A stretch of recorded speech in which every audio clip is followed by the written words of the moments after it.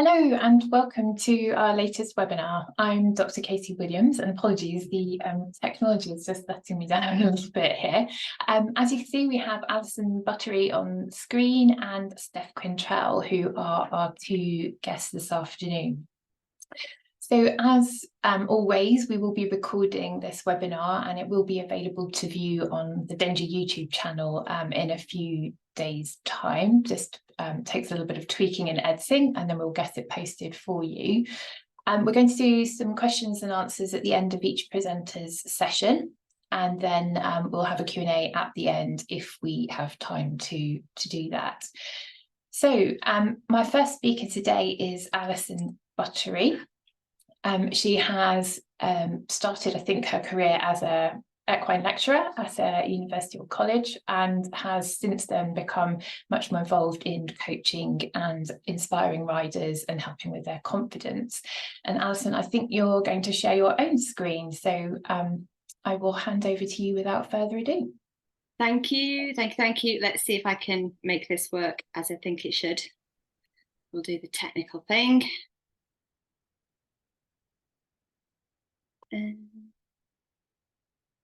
Whoops. No, come back, we're not ready. Look, it got all overexcited. There we go. Okay, brilliant. Thank you. Can you see that okay? Yeah, perfect. Thanks very much. Fabulous. Well, firstly, thank you for inviting me in to do this particular little presentation. I'm absolutely passionate about helping riders to be the best rider, the best version of themselves as a rider, and to find a confidence level and a mindset that means they can do whatever it is they love doing with their horse, whether that's hacking out, whether that's jumping, whether that's going on pleasure rides, whether that's competing.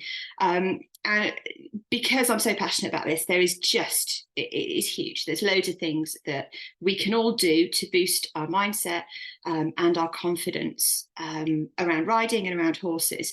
So what I've tried to do for this is to just really kind of pull out some different ways of thinking and feeling and riding. So that we can all enjoy it more, even going into winter. And when the weather is horrific, that's a challenge.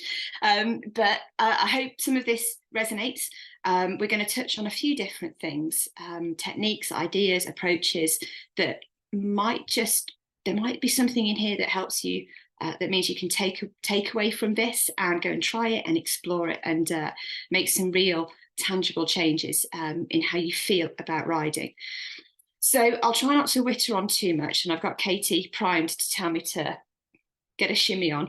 But I know that lots of riders struggle with confidence in varying different ways. And the most common things are struggling with nerves in a particular situation, or anxiety, or even fear in some cases where a rider has been through a perhaps traumatic experience or a fall or an incident. And I wanted to share some different ways of thinking and feeling about your mindset and confidence in riding.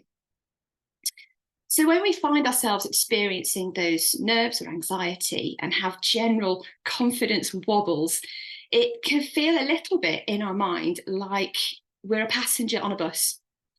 Somehow we find ourselves, we've boarded this bus and we've found a place to sit, and we are carried along this journey. The first few times it happens, we're perhaps not 100% sure of the route, but each time we end up boarding this bus, either consciously or unconsciously, we begin to recognise the route. We know when we'll find particular landmarks along the way, and we know when the road becomes a little bit bumpy or twisty.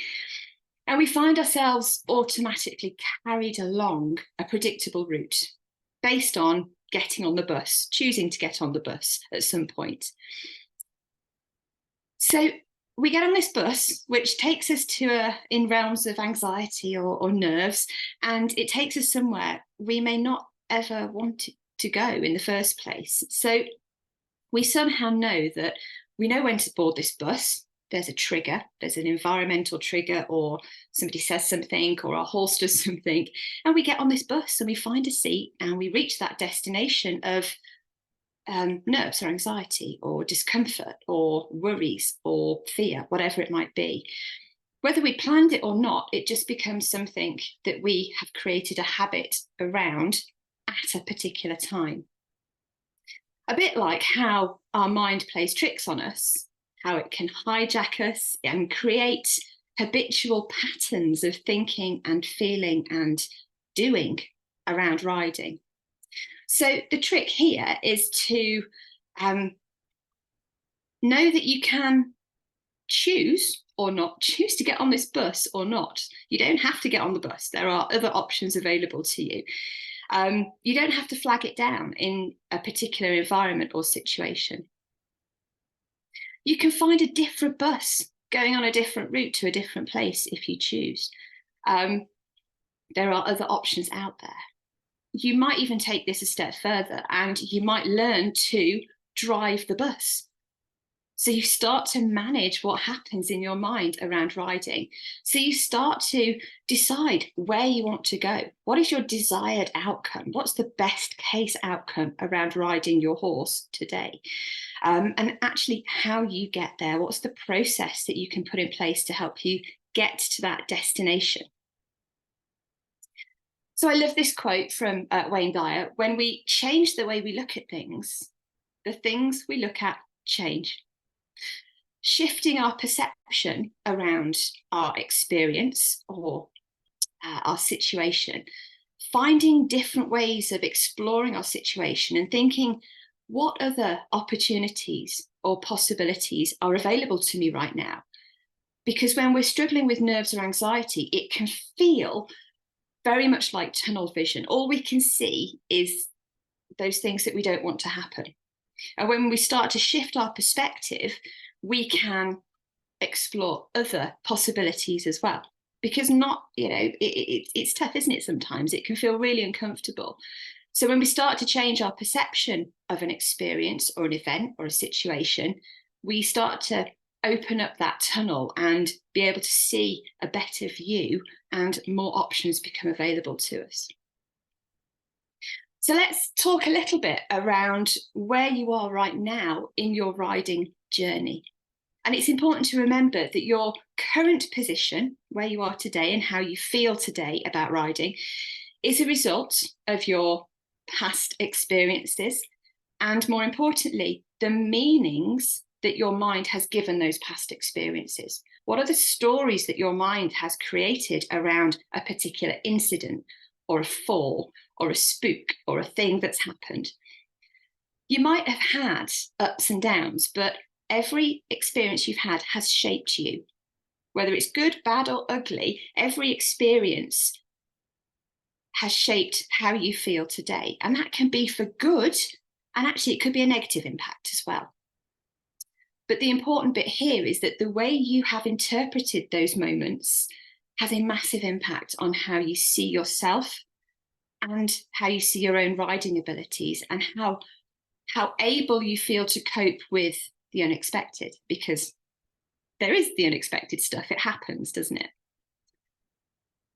Keep in mind that while anything is possible at any time, there's a multitude of options, choices, opportunities, possibilities available to you when you look for them, when you seek them out. And of course, some of those outcomes will be brilliantly, awesomely fantastic, and you'll be on top of the world. Some of those outcomes will be, it was all right, it was okay, it wasn't great, it wasn't bad, it's okay. And very few of those outcomes might be those which you'd kind of prefer to avoid if you can, okay?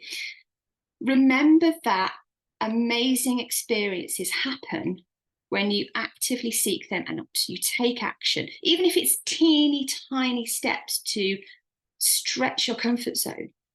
Those teeny tiny steps taken consistently over time build up, they compound, you suddenly find yourself looking back in 6 months and going, oh my goodness, I can't believe I'm doing this now, when 6 months ago I couldn't even believe that that was possible. The goal is to focus on the here and now and what is actually in your control, which I guess is we can learn to manage our thoughts, the things that happen in our head. We can learn to manage our emotions and our feelings and the bodily sensations that accompany those feelings, and what we do or don't do. You're responsible for your choices, and you do what's right for you and your horse on any given day. Okay, as long as the decisions you're making are yours, doesn't matter what anyone else thinks. They're your decisions, it's your horse. You get to make those decisions. So by directing your attention to those things that are 100% in your control, you begin to empower yourself to make positive changes on your own terms. So instead of getting stuck on those things that you can't do yet, you begin to shift your focus to, what can I do? Okay, what can I do right now? What's the smallest thing, the smallest step I can take to actually feel pretty good about what I've done today with my horse? So a small change in perspective can make a big difference in how you approach your riding and how you feel about your riding and your progress too. Confidence can be a bit like the weather, which is generally atrocious at the moment. It changes from day to day and even moment to moment, and that's okay because we're humans. Okay, we're not pre-programmed androids that get everything right all of the time. The cool thing about this is that you absolutely can decide how confident you want to be. Do you want to be confident enough to go and jump around badminton, or do you want to be confident enough to go out on a hack on your own or with a group or whatever? You get to decide what your confidence looks like. It's not for me to tell you that. It's not for anybody else to tell you that. You get to decide what your confidence is on your terms, just like you get to set the thermostat in your home. Okay, sometimes you might turn it down a bit. Other times you might turn it up a bit. Other people might have opinions about the thermostat in your home. Your partner or your children or friends and family might go, it's cold in here, I need it warmer. Now you go, no, it's fine, I'm turning it back down again. You get to make those decisions about your confidence and how you feel about riding. So take a moment to think about your confidence thermostat. Where is it set at the moment? Is it set really high? Are you super confident? Yes, for you. Is it lower? Is it somewhere in the middle? When was the last time you kind of checked in on it? Or do you need to make an adjustment to make it right for you on your terms? And actually, where do you want your confidence to be?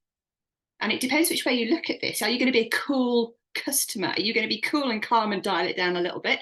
Or are you going to be warm and cozy and dial it up a bit? You get to choose that.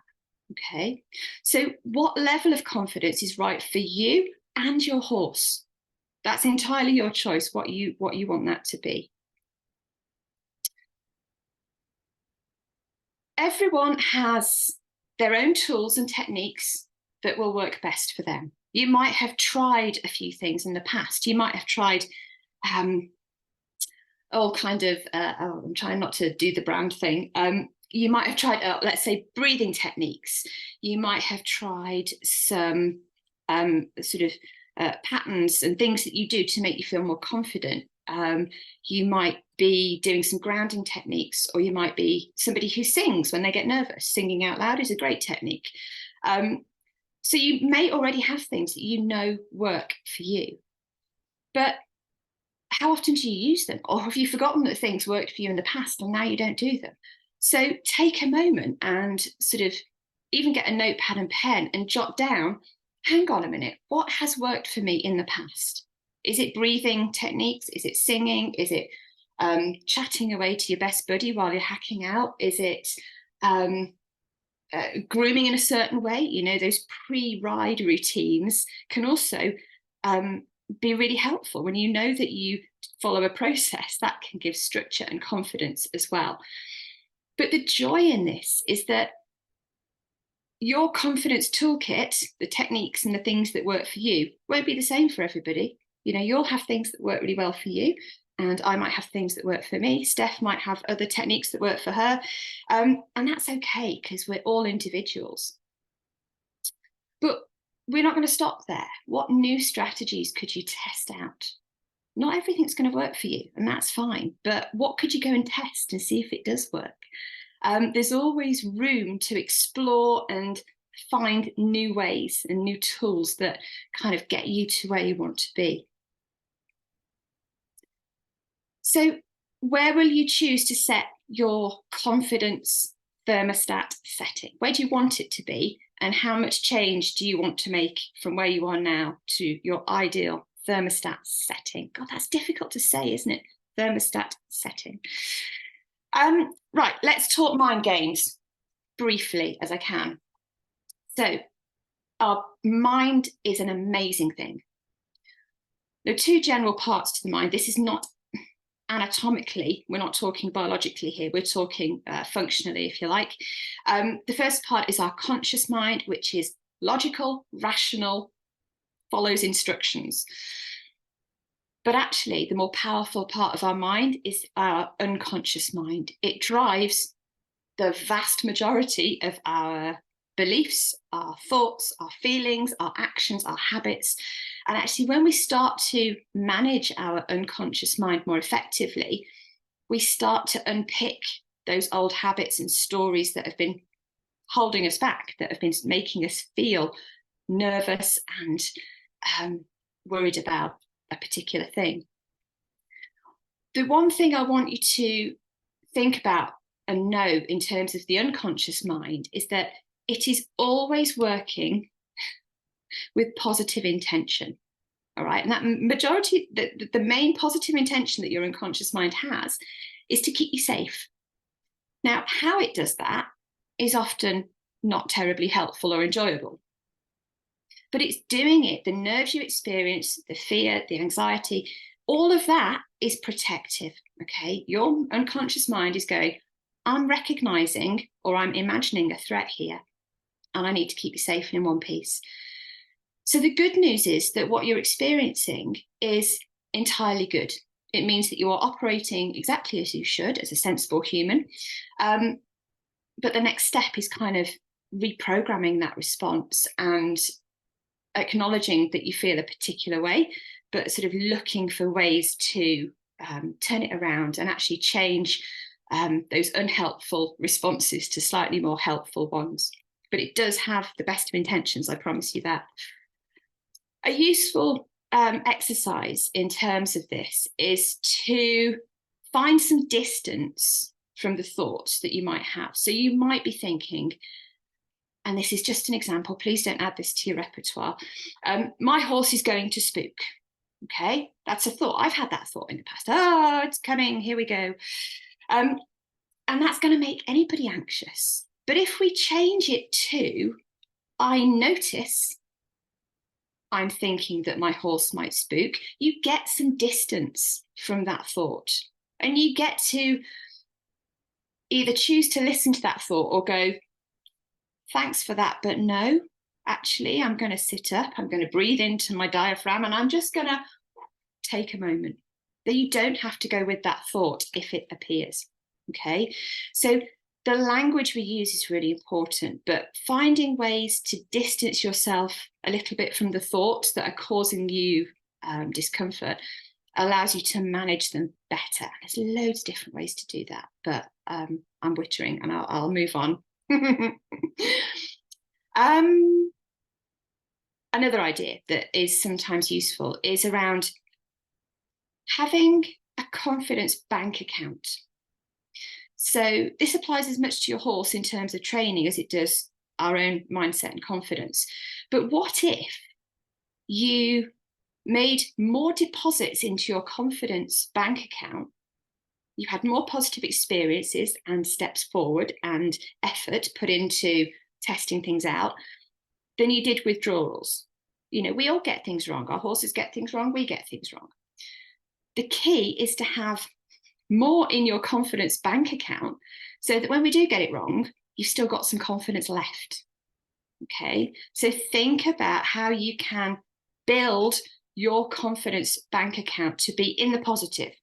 Okay, that you have savings in there, that you're adding to it daily in little pence, if you want to think of it in monetary terms, and start kind of finding the evidence and finding the experiences that add to that confidence bank account. I'm going to skip forward a little bit because I want to do, there we go. One of the big things for many riders is what ifs. What if he spooks? What if I fall off? What if I go out hacking on the road and there's a tractor that comes? What if there's cows in the field? My horse doesn't like cows.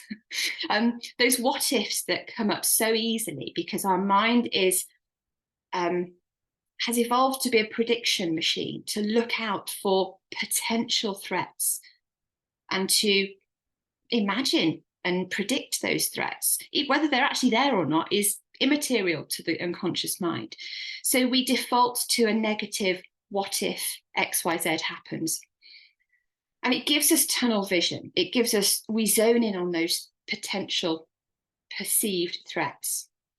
But I want to challenge you a little bit here, because as much and as brilliant as your imagination is, how many amazing what ifs can you come up with? What if it goes brilliantly? What if this is the best lesson ever?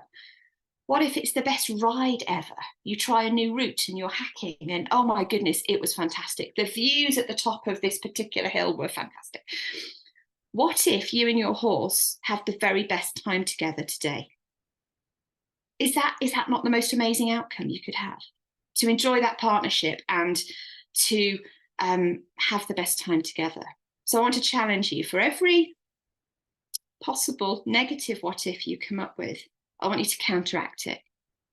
What if we walk past those cows brilliantly and my horse looks at them and goes, cows, whatever. Okay? How many what ifs, wonderful what ifs can you find?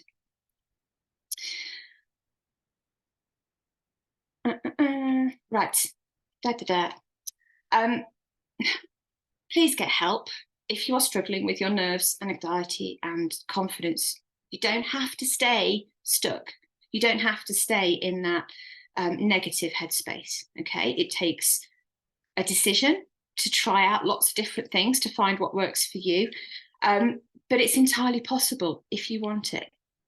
And if you don't want to ride, then that's fine. This is on your terms. You get to decide what it is that's right for you and your horse. And remember that riding is, and as an equestrian coach, we get our heads in the whole practical element of riding and how to ride to a fence or how to have a better position. And all of those things are massively important. But actually, the bigger impact comes from what goes on in your mind. Okay? We can have all the practical skills in the world. We could be the best practical riders on a horse. We can ride any horse. But if our mind is not on side with us, we're always going to be getting in our own way. So if you are struggling with nerves and anxiety, rather than just, pushing yourself through it, works for some people, doesn't work for everybody, explore different ways of dissolving that challenge. Okay, so ask for help. Be curious. Don't go in the judgment, be curious. Test things out, see what works for you, and then put it in your confidence toolkit. And I think that's it. I feel like I've just zoomed through that really quickly, but hopefully I didn't witter too long. So Not at all. If there's anything you want to find out about stuff, my website is there. Please do head over and go and have a mooch around. But Katie, yes, I think I've swung through that fast as I can. No, you've done a brilliant job of giving us some overview, all the words, insights, and some kind of strategies, I think, because one of the themes that has come out of some of the confidence webinars we've been running is that utilize your support network around you, because there are people out there to help you. I'm going to ask a question. I'm opening it up to everyone if there are questions, but I'm going to kick off, if I may, with I think you are qualified in sort of hypnotherapy and things. Yeah. Would you say that hypnotherapy is for everyone, or who would you advise to sort of consider it? Or that's a great question. On that? I love that. So there's an awful lot of misinformation around hypnotherapy. And I think it's very easy to see, particularly on social media, where somebody has had hypnotherapy. Oh, it didn't work for me. But actually, it depends really what you want to get from it. What is your driver? What is your it kind of sits with being open to it. If you go into a hypnotherapy session going, this isn't going to work for me, then it really won't. But if you approach that hypnotherapy session with, this might work, it might help me, you're going to get a better outcome. All right. So it really, there's loads of hypnotherapy myths, I think. But it can be massively helpful, because actually what hypnotherapy does is it works with your unconscious mind. And that's where all of those limiting beliefs, those stories, those emotions have come from, around particularly around an experience like a fall or something like that. So it's really powerful, but I think people are sometimes wary because it's such an unknown. But it's massive. I love it. I think it's brilliant. So essentially then what you would say, if someone's open to it and receptive to it, they're the sorts of people that you probably should explore it. If you're skeptical about it, then it might be if you like anything, if you've already decided that it's not going to work for you, then it won't. There's no point. But if you're curious about testing out different things to find what's going to help you the most, then give it a go, because it's massively powerful. It comes to your perspective around it, and how open-minded you're willing to be about trying out different stuff. Yes, and it's such a cliche, but the power of the mind is we only have really scratched the surface in terms of understanding the link between sort of mindsets, even recovery, all those sorts of things. I was going to ask another question. I don't think any have come in as such. So I think talking to horse owners on a very regular basis, if someone is feeling confident, how do you have any thoughts or opinions on the difference between being confident and potentially becoming complacent? Because I think, and particularly in the context of, I'm going to use my technology example.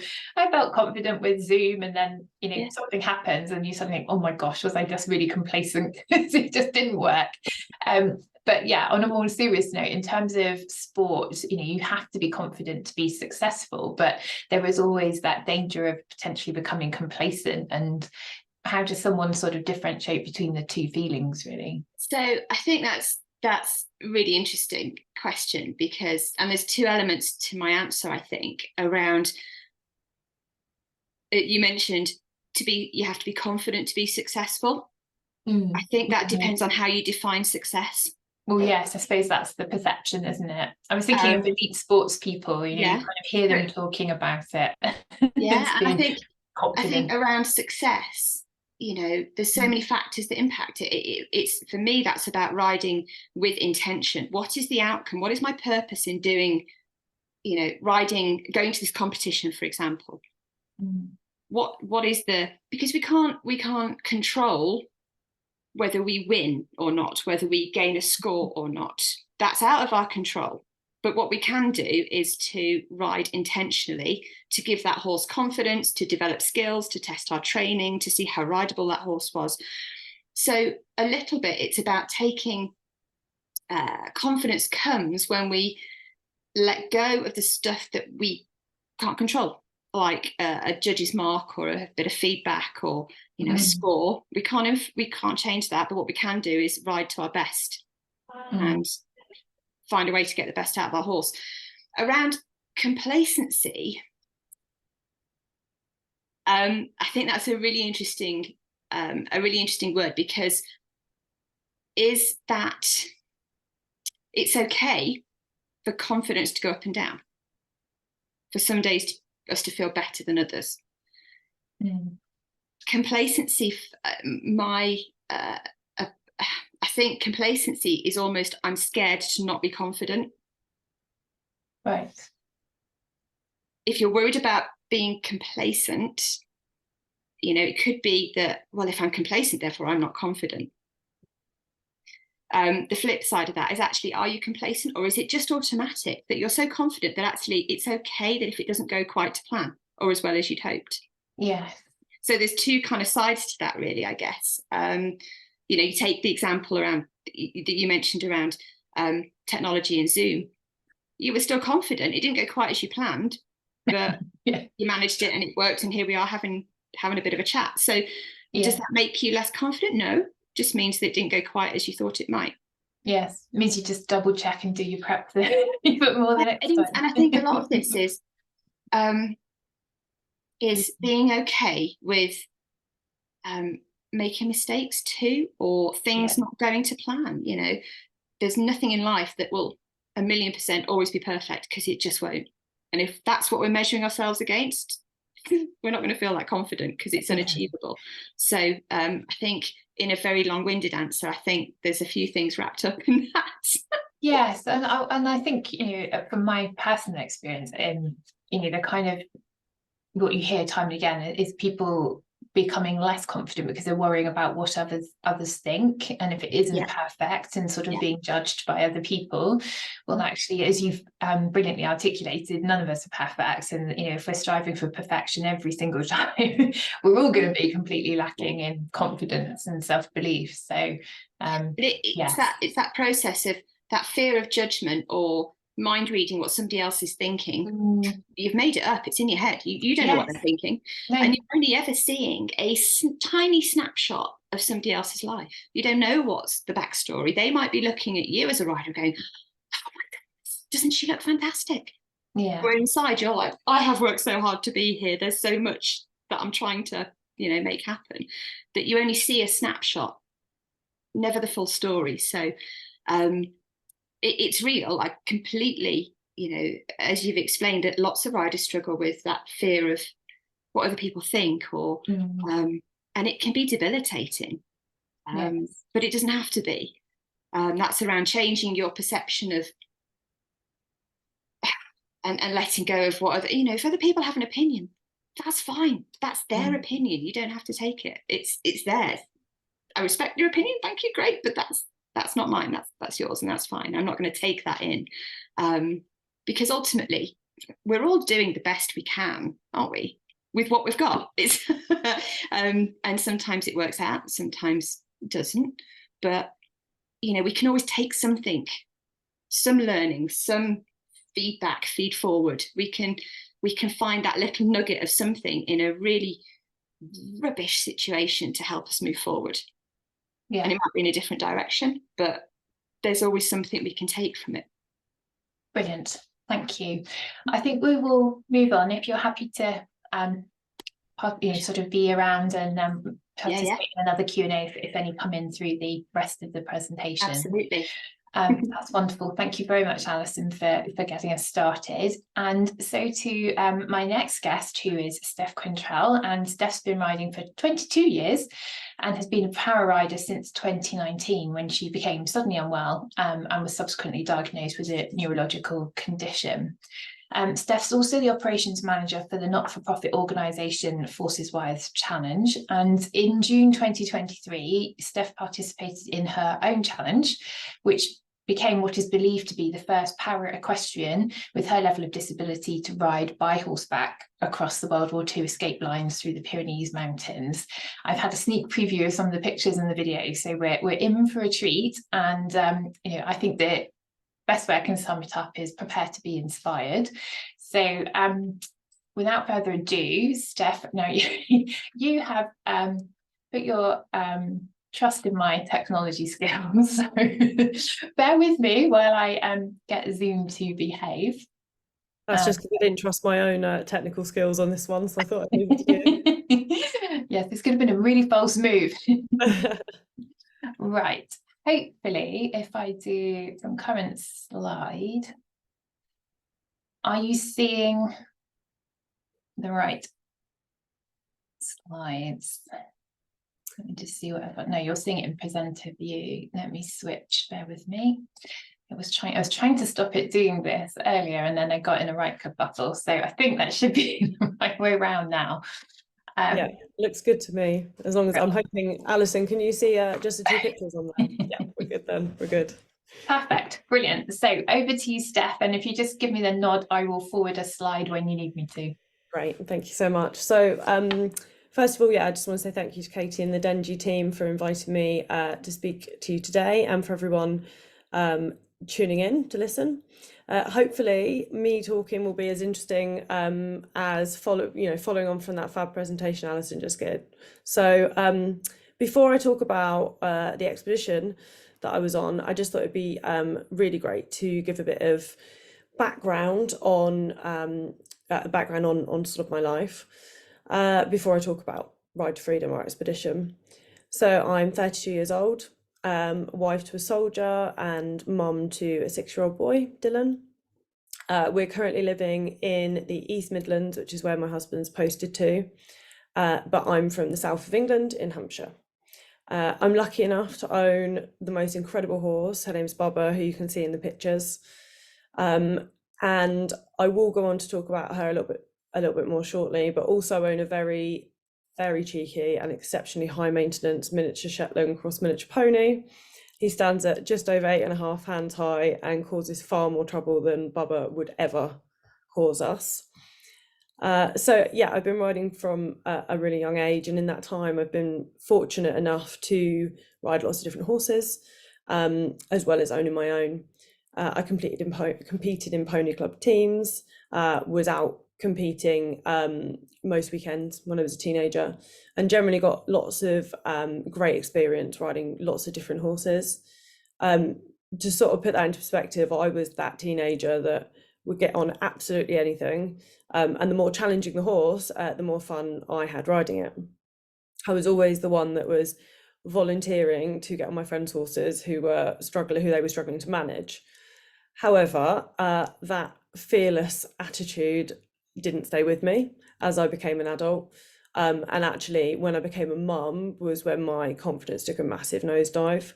After talking to lots of other riders that became mums, I realised that actually that happens to a lot of riders. It's quite normal.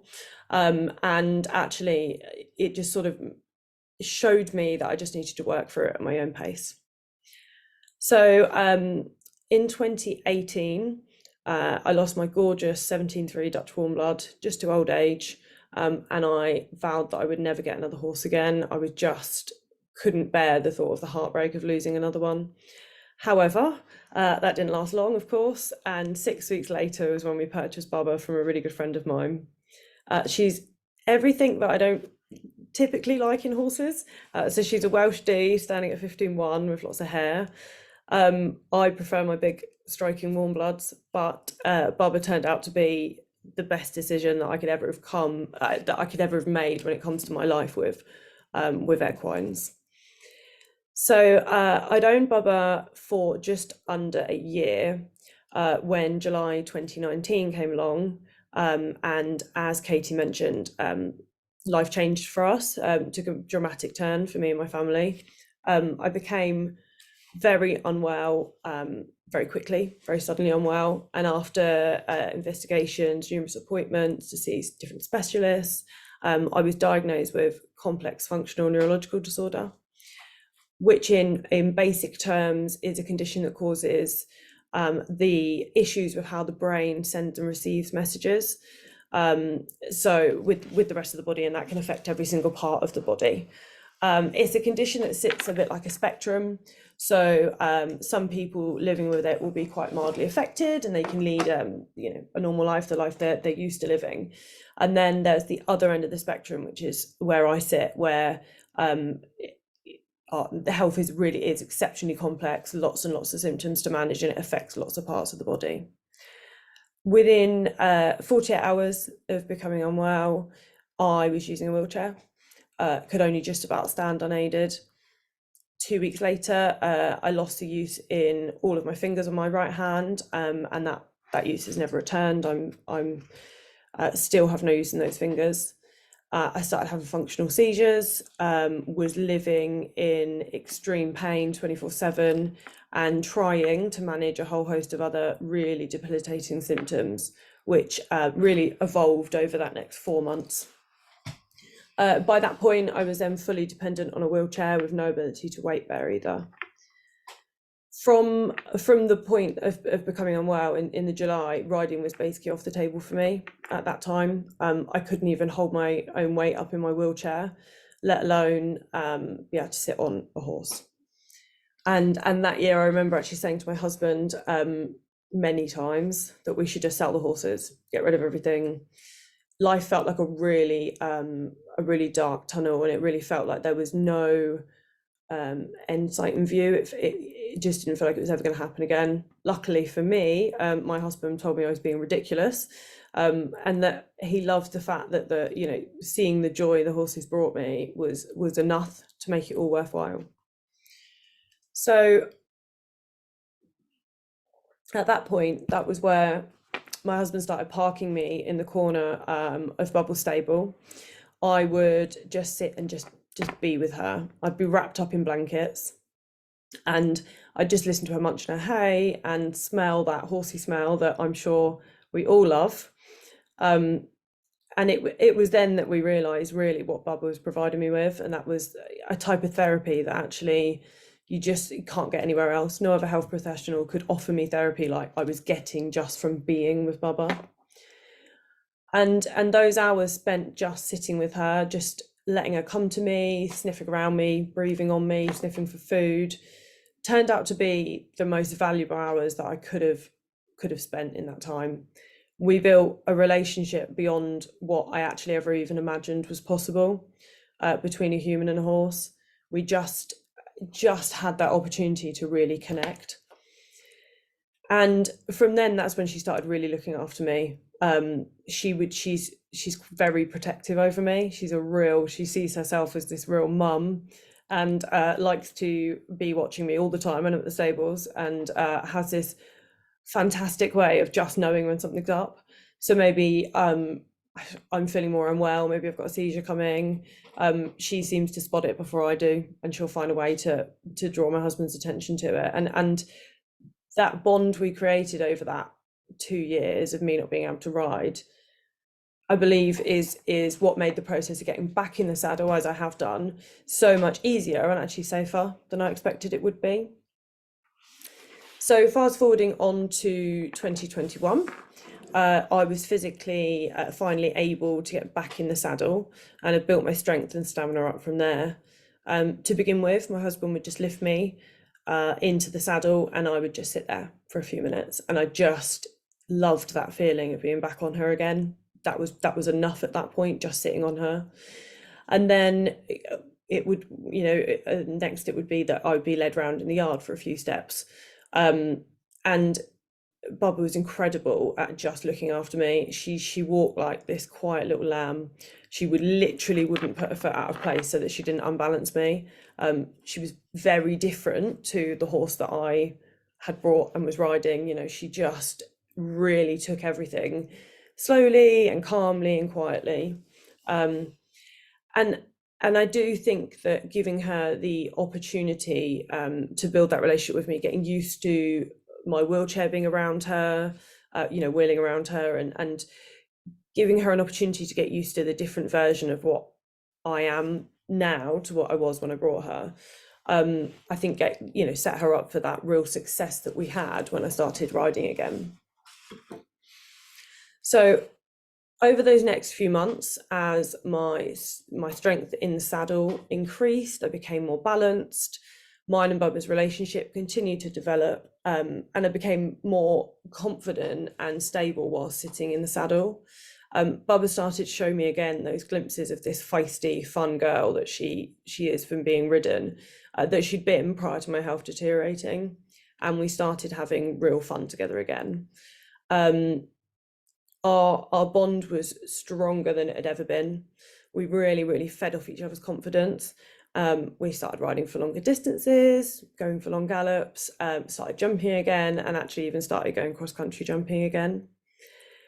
And as crazy as this sounds, we all realised, my instructor that had been teaching me for years also, that I was riding so much better as a para rider than I was before becoming disabled.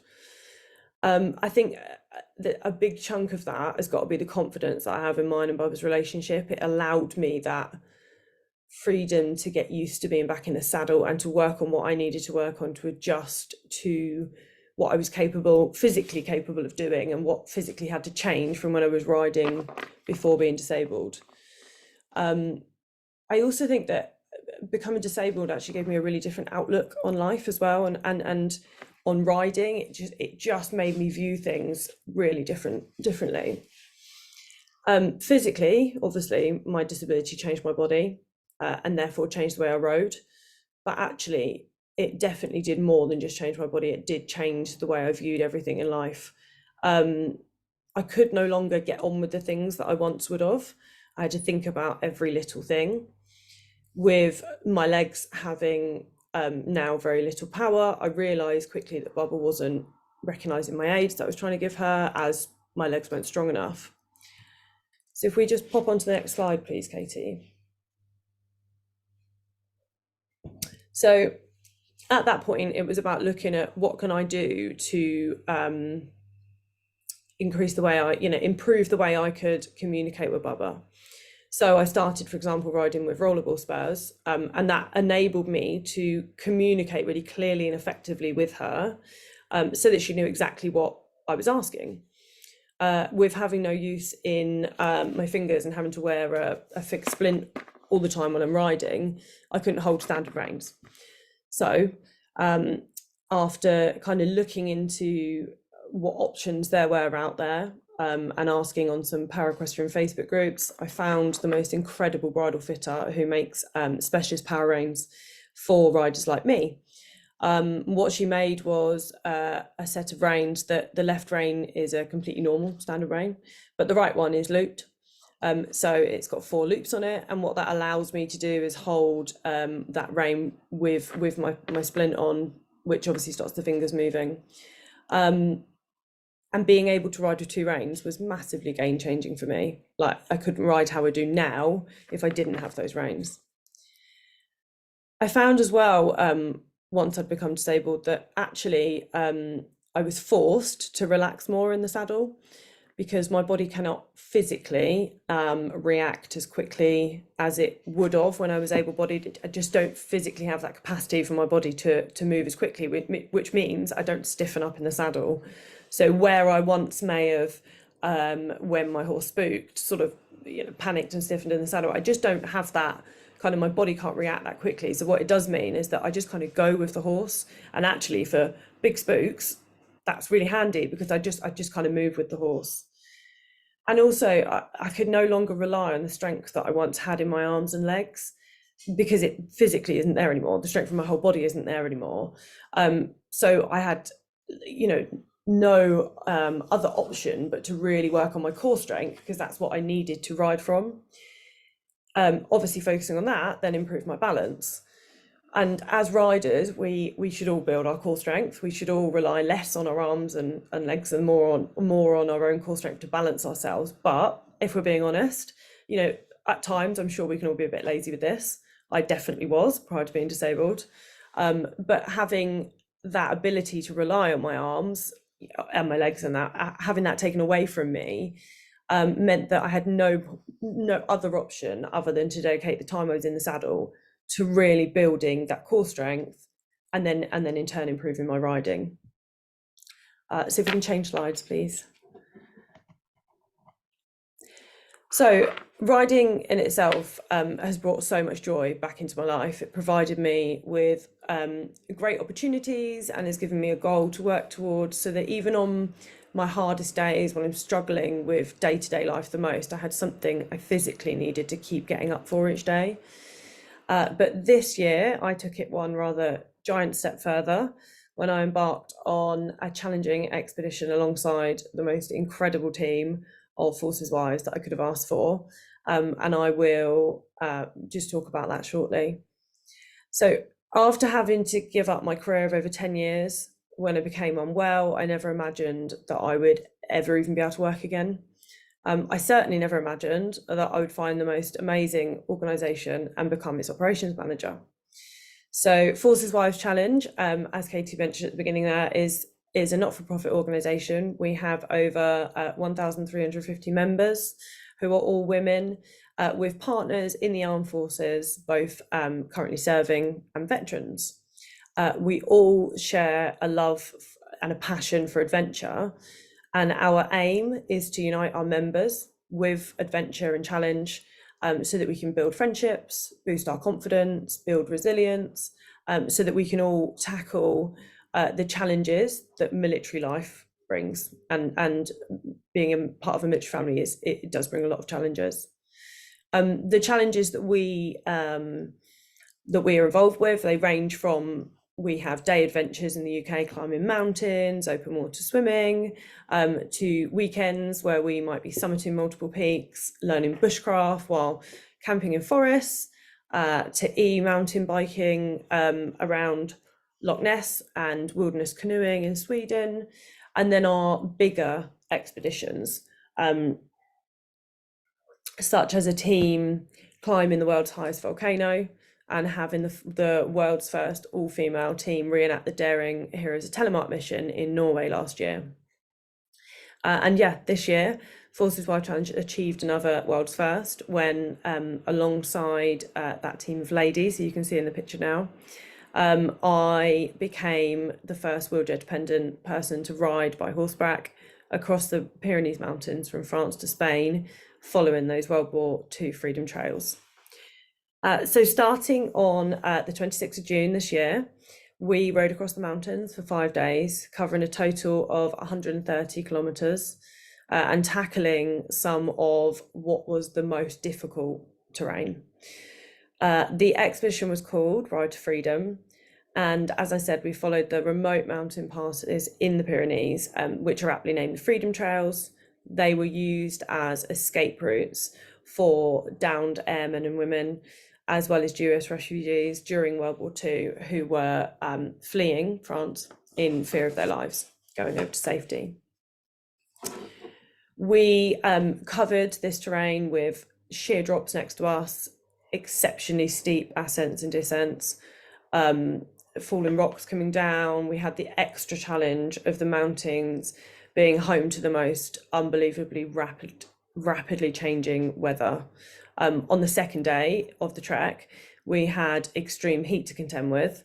And then on the third day, we had to ride against the clock to reach the top of the mountain, where we were setting up camp at 2,200 meters up, because we had the most horrendous thunder and lightning storm coming in, and we knew we had to get up and get our camp set up first. We had really long, cold and wet days in the saddle, riding for 7 hours a day. Of course, at times, it felt like I had set myself an impossible goal. I trained really hard for the 2 years prior to this expedition, and I needed to do that. I needed to do so much more to get my body to the point where it would be able to cope with a challenge like this. It takes a huge amount for me to be able to build fitness and stamina. So I was training for a long time. I was regularly riding my horse for 4 to 5 hours hacks. I was using my iJoy, which is like an equine simulator at home, daily. I was going out for what my version of running is, which is self-propelling in my wheelchair really fast, so going at a running pace. And yeah, open water swimming, and then I was working out at home with weights and resistance bands. But the reality is that actually being out in the mountains for so many hours in the saddle a day, riding this terrain, this really complex, difficult terrain, was an experience like no other. It was such physically demanding riding and totally exhausting for me, but also for the whole team, who were also super fit, and they were still, they were long days for us, and it was hard work. We also, as a team, had the added challenge of obviously getting me on and off the horse each time we needed to. because I can't weight bear, I can't get myself into the saddle myself. We prepared for this before the expedition with lots of practice using Bubba, who was fantastic and would stand all day to let us practice getting me up and down. But of course, having to do this with a horse who has never even seen a wheelchair, let alone had one parked up next to him, and his rider, who he'd only just met that morning, thrown up on him, was a little bit hairy to start with, let's say. But we did get there. The horses got used to me and my wheelchair very quickly. The team became absolute experts at getting me on and off quickly and safely, whether that was getting me up from my wheelchair or from a log that we might have got me off and sat me on for lunch, or many other creative options that we chose to sit me on so that we didn't have to keep getting my wheelchair on and off the back of the pack pony.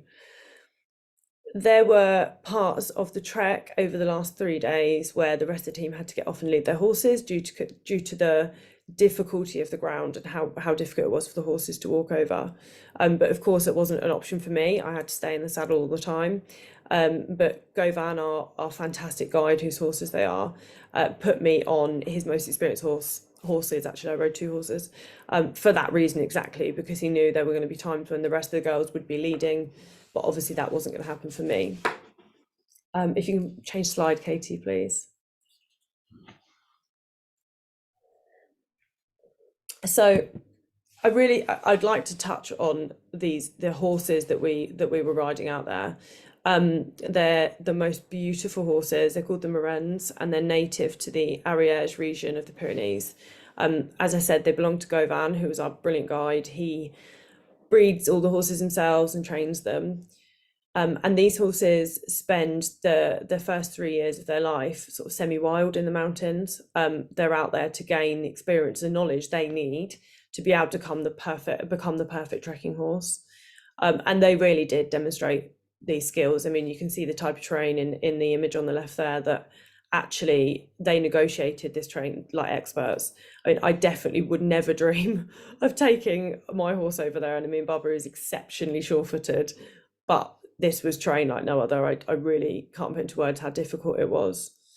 The horses were just experts. They made their way over what was the scariest river crossing. Big slabs of rock that they would quite literally slide themselves across. Uneven stones, sharp stones, wet, exceptionally slippy ground from the torrential rain we were having. Loose stone that was kind of falling away under their hooves. And they did all of this whilst going up and down the steepest of mountains. To put that into perspective, actually, on the final day, when we were riding back into France, we rode on a mountain that had never been used by horses before, and we were following like the animal tracks, the sheep and the goats. We were traversing across these steep mountains, and we descended over 1,000 meters in just 3 hours. So it just gives you an idea of how steep that was coming downhill.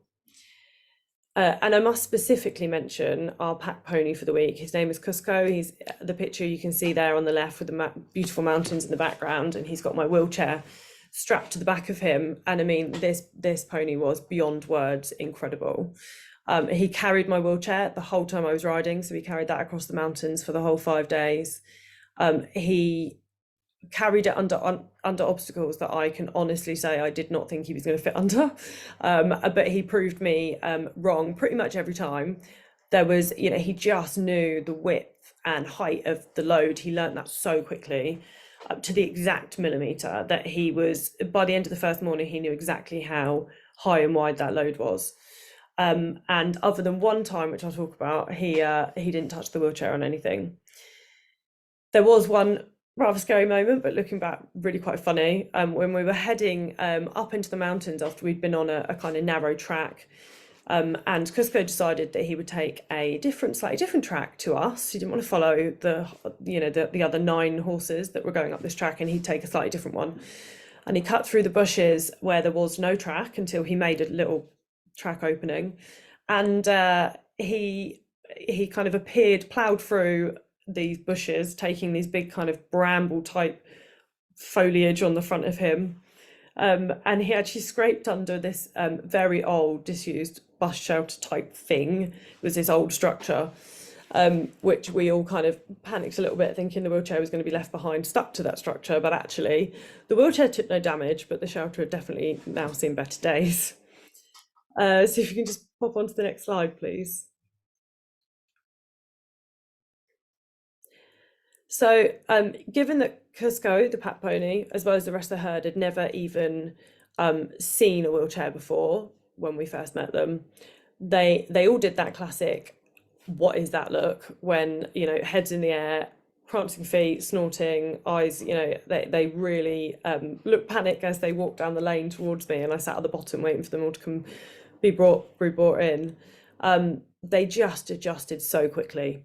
They were soon taking absolutely no notice of me wheeling around them, or my wheelchair being folded up and strapped onto Cusco's back. They even got used to the sound very quickly it made when Cusco was trotting or cantering, or even when we were galloping, which was the most horrendous sound as the wheels kind of clattered together. And it really only took that first morning for them to get used to that. And I think for me, it really shows what these incredible animals are capable of. I don't just mean the Marennes horses. I mean all of our horses. There's so much potential, so much scope for them to be what we'd like them to be, and there are so many opportunities, which actually Alison touched on earlier about, you know, the opportunities are there. You have to look for them, and sort of taking that back in relation to Bubba, my horse. She'd also never seen a wheelchair when I first became unwell, and now she's a horse that I 100% trust around me. Obviously, it doesn't mean that one day we won't have an accident. Accidents happen. Doesn't mean I'm never going to fall off when I'm riding. Doesn't mean, you know, especially now that I'm out cross-country jumping and things. But it means that, you know, she's adjusted, and I trust that level of that she would, you know, that she understands sort of personal space. She knows where I am, and actually she would never, you know, maliciously hurt me. She's always keeping her feet away from my wheels and things like that. So I needed so much support to even get me back in the saddle in the first place.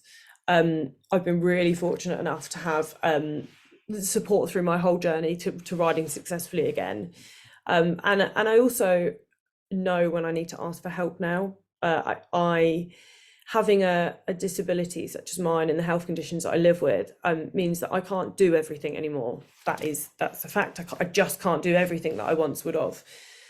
But it doesn't mean that I can't do things when I ask for help, you know, and learning to ask for help was massive for me. It was something I really struggled with. But once I'd learned how to ask for help, then, you know, it set me up for more success because I had the right people supporting me. And as an organisation, so Forces Wife Challenge, as well as a team, the Ride to Freedom team, we were setting out what we wanted to do through our expedition Ride to Freedom. Was we wanted to show the power that adventure can have on those living with physical disability, mental health conditions, chronic illness, and I believe that we did just that. We did exactly what we set out for. The expedition gave us the opportunity to show that with determination, passion, dedication, and actually, I think most importantly, the right support, that in our, you know, what we feel is that anything really is possible if you have those things. And I guess this leads me onto my final point, really, which I think links back perfectly into the title of the webinar, Ride with Confidence. And it's a point that I'd like to make and then finish on. So for anyone that's watching today who may be struggling with their confidence now, or may at some point be struggling with their confidence either around their horses, so just, you know, on the ground around their horses, or riding, so that you can have to think about that and move forward. So, you know, you might have listened to me talking, looked at the photos, and thought, you know, it looks like I have absolutely no issues with confidence around horses, because if I did, how would I have taken on this massive challenge? How would I have even attempted it, let alone completed it and been successful? But that's not the case. You know, of course, I struggle with confidence at times. They might be at different times to the rest of you. They might be for completely different reasons, but there's always something that can knock our confidence. In the run up to Ride to Freedom, I shared those nerves with my team. I mean, a lot of my nerves in run up to the expedition were around my disability in the mountains, because mountains like the Pyrenees aren't wheelchair particularly wheelchair accessible for obvious reasons. And also I was worried around my stamina in the saddle. You know, long days in the saddle and chronic exhaustion and pain is something that I have to live with. So I shared that with my team, and actually they shared their worries with me, but the team provided me the exact amount of support I needed to be successful that week. So they knew when I could manage something. They knew that when I was in the saddle, okay, once they've got me up in the saddle and I was riding, great. But they also knew what I needed help with. They also knew when I needed that bit of extra help to get through that day. And actually, with the support that they provided me, you know, I was successful, and us as a team was successful in what we set out to do. If we can just change the slides over, please. So I think that this translates simply into everyday life with our horses. I absolutely love cross-country jumping. It's my absolute passion, and I'm so grateful to be out jumping again. You can see one of the pictures there. I'm coming over a jump which looks a lot scarier the other side when you're coming towards it. It's got a big ditch underneath. And on the left there, I'm galloping up away from a jump with a friend in front. But when I'm cross-country jumping, I get at times, and this is again a lot what you were saying, Alison, about confidence fluctuating, and you know, there are times when I get really nervous. When I get nervous, me and Bubba end up having run-outs. You know, she doesn't put in nasty stops, but she will not jump a jump confidently if I do not ride her confidently into it. So if I'm not riding her into these jumps actively and forward, either the jump won't be pleasant to sit to, put it that way, or she won't jump it. And then I end up getting really cross with myself and frustrated with myself. And then of course that just sets me back even further. It wasn't until I met one of my fabulous teammates, Hannah, who's now a good friend of mine as well, and she's actually on the horse in front of me in the left-hand picture, that I started to see it from a different angle. She watched me jumping, could see me getting frustrated and getting a bit worried and get annoyed with myself, I think, and she reminded me actually just how well I was doing to even be there doing it. And in her words, she said something along the lines of, you know, there's lots of people that wouldn't even attempt to come and jump these jumps if they weren't disabled, you know, as able-bodied riders. But here you are, giving it a go, jumping these challenging jumps, you know, these tricky jumps, and you're absolutely smashing it, despite not having the strength in your legs to keep Bubba straight, not having you know, strength in your arms for when she's, you know, moving forward and wobbling around and that. So actually, you know, and she kind of reminded me that despite all those difficulties that I have when I'm riding, I was there, I was giving it a go, and actually we were doing really well. And I think her words, her kind of watching, and that it opened my eyes to remind me that it is okay to be nervous at times. It is absolutely okay to not always get it right. We're not perfect. Again, as Alison said, we're humans, we make mistakes, you know, but that's okay. And it's also more than okay to admit it when something is worrying you. Over that jumping session, Hannah was pointing out little observations and tips to me. And it was, you know, one of the things in particular was she said, so I was losing my rein, my right rein, when me and Bubba were jumping off of like drop fences and banks. Now I was then getting quite frustrated with myself because I'm losing that right rein completely and then having to gather it back up again and looking messy, you know, you could say. And Bubba loves putting in massive jumps off of banks. But Hannah reminded me that I can't slip my reins through my hands as I would do on my left rein, so that I could sort of sit back and give Bubba a head, because I don't have that option because my right rein is looped. So I can't physically slip it through my hand. So what choice do I have? If I need to kind of sit back and give her a head, I have to drop that right rein and then gather it back up again. And it almost felt like as soon as she pointed it out, it was just this light bulb moment of I realized I wasn't getting it wrong. Well, I wasn't getting it wrong at these jumps. What I was doing was adapting to make it work for us, you know, to make it work so that me and Bubba could go out and safely and successfully jump. I was doing it I was doing it successfully in the way I needed to. You know, and I think from that point I started realizing I wasn't seeing it as a mistake anymore. I was seeing it as, okay, so I'm just doing it and I've adapted. And we've been jumping to that same course a couple of times since, just Barbara and me on our own. And actually, we've had very different jumping sessions with, you know, even just the fact that I had a different feeling as I was warming her up and riding towards the first jump. And I realised that those little things, the little bits that Hannah pointed out, the little things that just started getting me thinking, changed the way my attitude was. Therefore, me and Barbara went out and had more successful jumping, and we had so much fun. And I think probably what I'm trying to say in a rather long-winded way is that, you know, it's really, really important to ask for help when we need it. We should know that it's more than okay to ask for help in whatever form that might be. It doesn't make us any less of an equestrian because we're struggling with something, you know, whatever it is. So, you know, whether we're wanting to lead our pony out for a walk in hand, whether we're wanting to go for a gentle hack or go show jumping at a local show, or even go and jump around Burley if that's our aim, if you have the right support, there is no reason why you can't achieve what you want to set out, but you do need to ask for that help if you need it. And I'm sure at some point there will be a point when all of us will need to ask for help. So hopefully today, what I've shown by talking about my experience with my horses, and also about mine and my team's experience with Ride to Freedom, has just kind of showed that. Hopefully it might have given what I've chatted about, maybe given a little inspiration and a little nudge to get out there and enjoy yourself. You know, I think what I've showed is there is just evidence that if you want it enough and you've got the right support and determination, then it really is possible. We're going to, hopefully, if technology allows, we are going to move on to just a little video now, which I'm really, really excited to show. It's a video that we've had pulled together, which shows some of the footage that we took over in the Pyrenees. So this is its debut. It's not been shown anywhere else yet. So I'm really excited to show it all to you. So yeah, whenever you're ready, Katie, if you can pop that on, that'd be great. Thank you.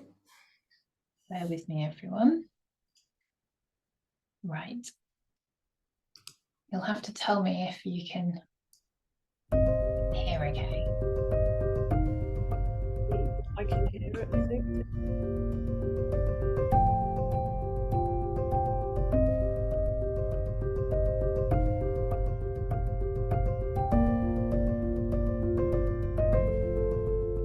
My disability is very visual, but lots of people struggle with things you can't see. Mental health, anxiety, lack of confidence. What we have shown through Ride to Freedom is that with the right determination and the right support, absolutely anything is possible.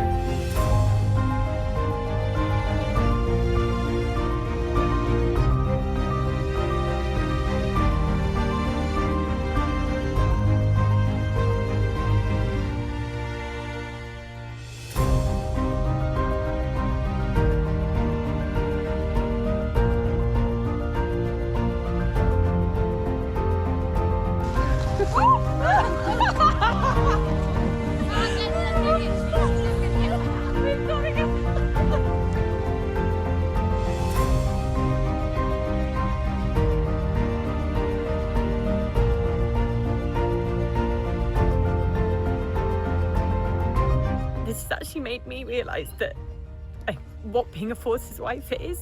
I've always thought that being a forces wife is just like you have to follow your husband around, but I'm really proud to now call myself a forces wife. I used to shy away from it. I am really proud and honoured and privileged to be amongst this amazing group of women.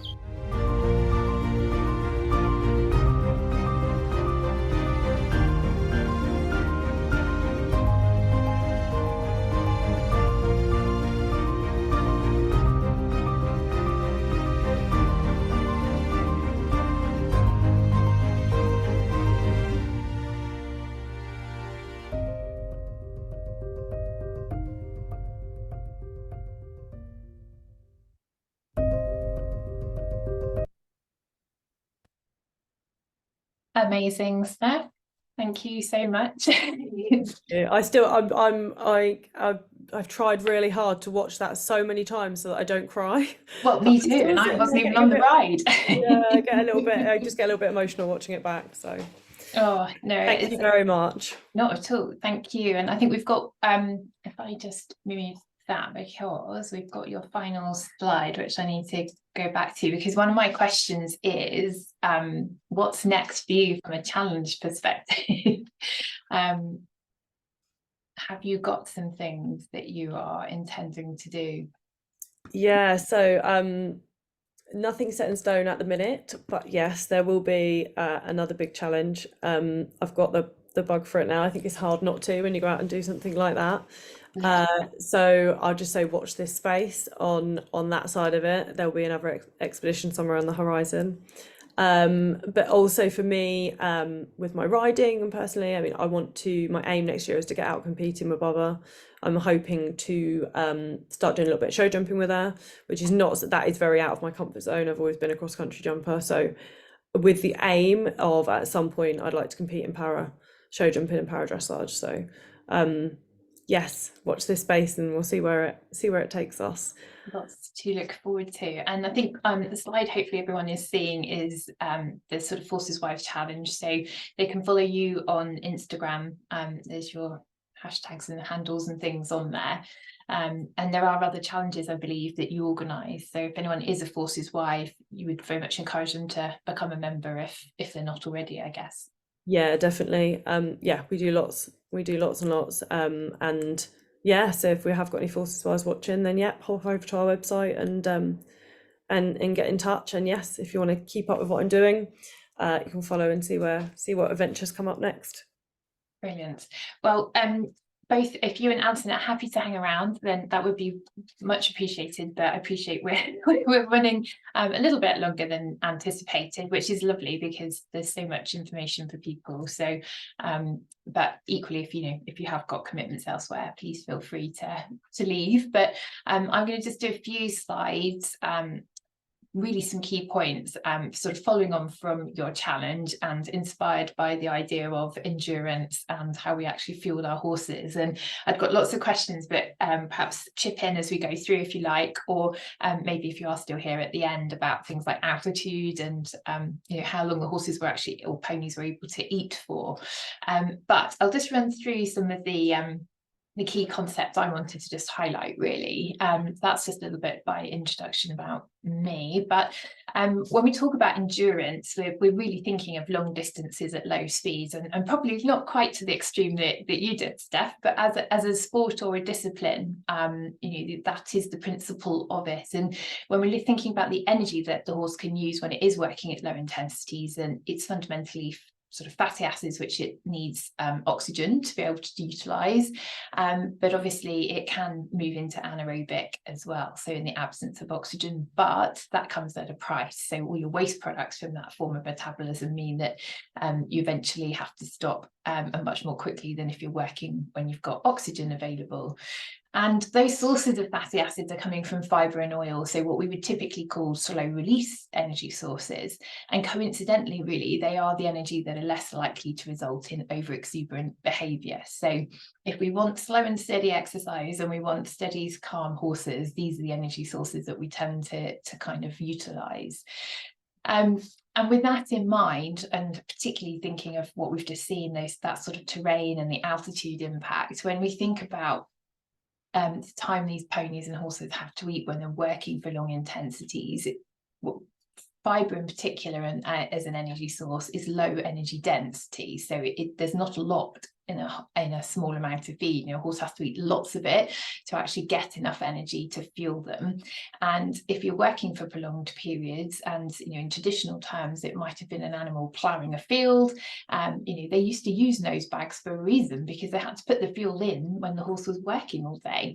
So it's kind of how we balance that in the modern world. And I do still know of people that will use nose bags, classic example being the Highland ponies on the hills in Scotland. If they're out all day, they actually have nose bags that they can stand and eat from to make sure they're actually getting enough fibre to go in to fuel the work they're doing. When we start to ramp up the intensity and the amount of work the animal's doing, then we have to move to oils, because oil is actually very energy dense. And if we use a pelleted form of fibre, that helps us get more in a smaller volume, but it's not going to be anywhere near as energy dense as oil itself. So we start with the fibre as the basis to these sort of slow release energy sources, and then we put the oil on top if we need extra energy. But it's interesting, I'd be fascinated to hear from you, Steph, at the end, how you are fueling the ponies for those prolonged periods of work, 7 hours in the saddle. Some other key concepts I just wanted to really, I suppose, prompt a bit of thinking about is things like body fat score. So with the challenge we have when an animal is working is that it's going to produce heat, and it's got to get rid of that heat. So if we have too much fat, in other words, extra weight, then yes, it's extra effort required because they're moving that extra weight around, but it also acts as insulation. And if we're trying to get heat out of something that's working, that is kind of making the process a lot harder. In studies that have been done, though, too thin also comes with some implications. Basically, there's not enough energy in reserve to support the horse for a prolonged period of endurance type exercise.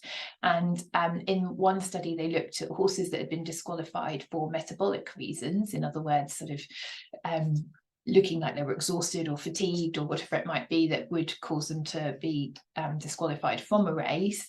And they compared them to the horses that were disqualified for non-metabolic reasons, which might be a lameness or, I don't know, some sore or rub or something like that, which would stop them from going further. And the ones that were disqualified for metabolic reasons actually had a significantly lower body fat score or body condition score at 2.9 on average, versus those for other non-metabolic reasons, which was 4.5. So you can see that actually if we don't have enough energy on our horses when they enter a race, they may not well complete it for those metabolic reasons. So in terms of what we're aiming for, if we're using a 9-point body condition score, then we're probably looking for something like a 4 to a 4.5. We certainly don't want them over the sort of halfway mark, because then they're carrying that extra weight, which is more effort and clearly going to have a implication for trying to get rid of heat. And if you're using a 5-point scale, then around a 2.5 is where we'd want to be. Heat dissipation, we're just thinking about that in a little bit more detail. Sweating is the main method that a horse is going to use to get heat out of the body, and sweat contains both water and electrolytes. So the loss of both of those is actually resulting in fatigue, and ultimately can give you sort of more serious metabolic disorders. You might have heard of the term thumps, where basically the horse is in a seriously ill condition from exhaustion and depletion of things like water and electrolytes. We also think about muscle conformation. So I've got a lovely picture of a Suffolk punch here. Those of you that know me will know I'm a big advocate for these rare traditional breeds. So it was lovely to see those native breeds in France as well being utilised so effectively, and utilising their particular attributes and skills. But in the case of, and then the Suffolk punch is obviously a big extreme of this, but they have huge, big, thick muscles, lots of type 1 muscle fibres, which are the slow twitch ones. They're suited to that traditional endurance work. They're just going to plod up and down a field all day, every day, putting a big heavy plough as well. But they are not built to go fast. They don't have these long thin muscles which are much better at heat dissipation, which we would think of with a thoroughbred. So when we start to do different things with animals that perhaps aren't designed to do them, we just have to bear in mind that they may be sweating more because they've got these big thick muscles to get the heat out of, and then potentially more fat to try and get the heat out of as well. So to do that, you might be sweating more, which is more water loss and more electrolytes. So actually these animals are still going to have a requirement for an electrolyte supplement, as an example, even if they're you might perceive that they're not doing quite so much work as, say, an elite performance horse. There's still a need to supplement with those key electrolytes. And yeah, just some facts and figures really about what electrolytes are and how much sweat a horse might lose. Your table salt that most people will add fairly routinely to a horse's ration is just sodium chloride, but actually potassium is the missing electrolyte in there, and it's a very important one. And again, in the context of these big, heavier types where we might be utilising poorer quality forages, we might even be using straw because we want to give them plenty of fibre without too many calories, because they tend to put on weight easily. We may be restricting their rations a bit because they are good doers. They are likely to be missing out on potassium, because your good quality forages like grasses and alfalfa are where you'd get lots of potassium naturally. So if in their background diet, in the forage part of the ration, they're not consuming as much potassium, then we actually need to pay greater attention to supplementing with it. And again, even if you're doing what you might perceive to be light to moderate work with a good doer in hot conditions and for prolonged periods, and they're on limited rations, these are the candidates that would benefit from an electrolyte supplement, certainly in the hotter sort of temperatures in the summer. And then I mentioned oil, so it is a really energy dense feed stuff that we can utilise, and go back to the 1990s, and a lot of research was done to try and find alternatives to starch, as we started to understand how cereals can increase the risks of things like ulcers and colic and laminitis. So oil is a relatively safe energy source, but it again has some implications. It's not the most palatable ingredient or feed material that we can use. So there's definitely a tolerance in terms of palatability, but also if we put too much in, it really can disrupt the microbial population in the digestive system. And one of the kind of, I suppose, signs that we've got it too going in at too high level are things like loose dropping. So generally speaking, 10% of the total diet, so not just the bucket feed, but the horse's whole ration, was researched and found to be tolerated by most horses. And it was found that if we condition horses to utilise these free fatty acids that come from the oil as an energy source, we can encourage this sort of glycogen sparing effect. So if we work the horse at low intensity, put the oil in, and over sort of 3 to 4 weeks, we're starting to encourage them to utilise oil as an energy source and spare the stores of glycogen which are in the muscles. And it's that glycogen that will then fuel them when they're moving into an anaerobic sort of metabolism. So in other words, getting out of breath, but also will help to kind of help recovery, help them tolerate consistent high levels of work on consecutive days, and that's really what we're trying to do when we're fueling an endurance horse as well. And again, trying to meet the increased energy requirements of an elite endurance horse, oil is a safe way of doing that without having to resort it to cereal-based and sort of starchy feeds.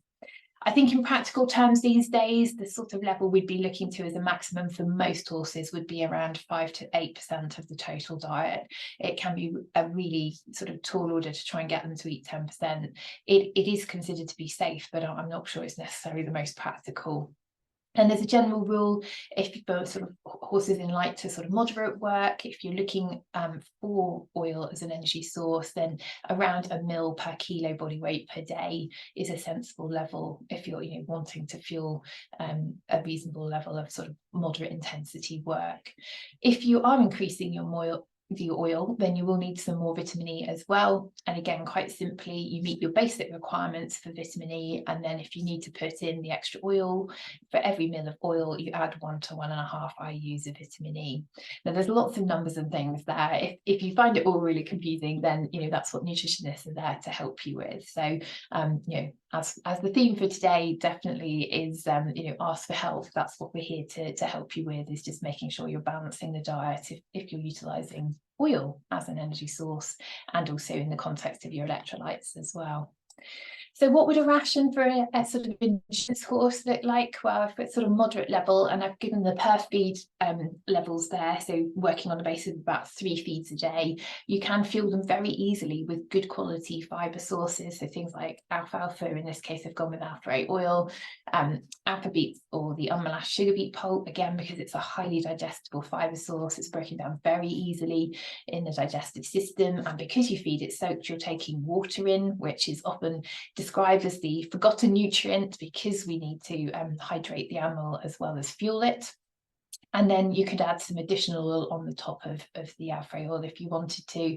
We need to balance it, and you would want a high specification, so a performance balance there, and then also your electrolytes alongside your good quality forage. And I'm sure if Steph, she's probably going to tell me that these pack ponies survived on grass or whatever they could nibble in the mountains. So there's us mollycoddling all of our horses here and doing probably nowhere near as much work and feeding them with lots of things and taking care to get it all right. And those sort of very resilient ponies probably do it all on whatever grass they can grab. And then, yeah, really just to finish off, what else do I need to consider if you've got an animal that is a bit stressy, particularly if you're competing?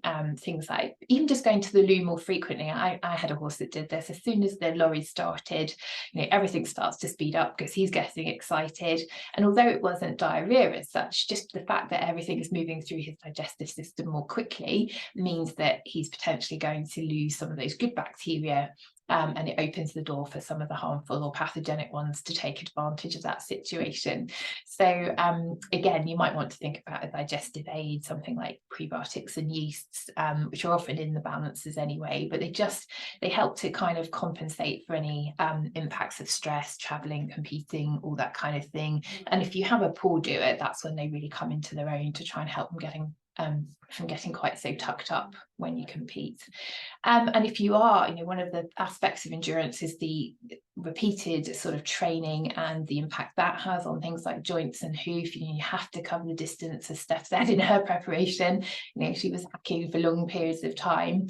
And you might want to do a bit of extra joint and hoof support to help.